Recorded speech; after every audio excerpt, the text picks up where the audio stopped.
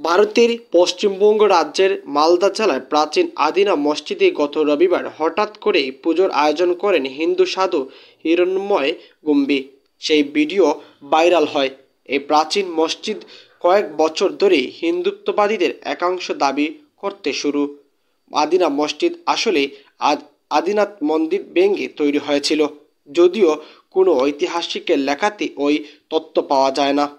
সংরক্ষিত এই মসজিদে নামাজ পড়া হয় না।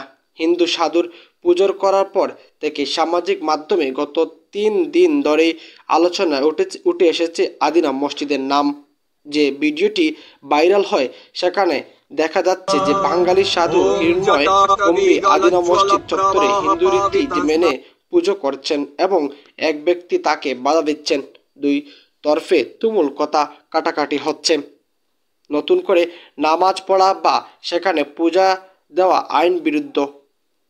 পুরাতত্ত্ব বিভাগে এই আইন ভেঙে কেন তাহলে পূজা করলেন গম্ভী?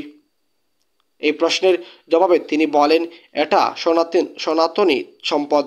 তবে সনাতনী যে চিহ্নাদি এখানে রয়েছে সেগুলো মিটিয়ে দেওয়ার একটা বিপুল চেষ্টা চলেছে।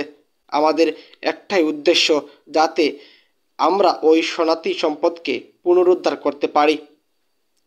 হিরণ্ময় গম্ভী যেটাকে সনাতনী সম্পদ বলেছেন, অর্থাৎ আদিনা মসজিদ আসলে আদিনাথ মন্দির ভেঙে তৈরি করা হয়েছিল বলে জানাচ্ছেন। সে সম্পর্কে কোনো ঐতিহাসিক তথ্য প্রমাণ পাওয়া যায় না।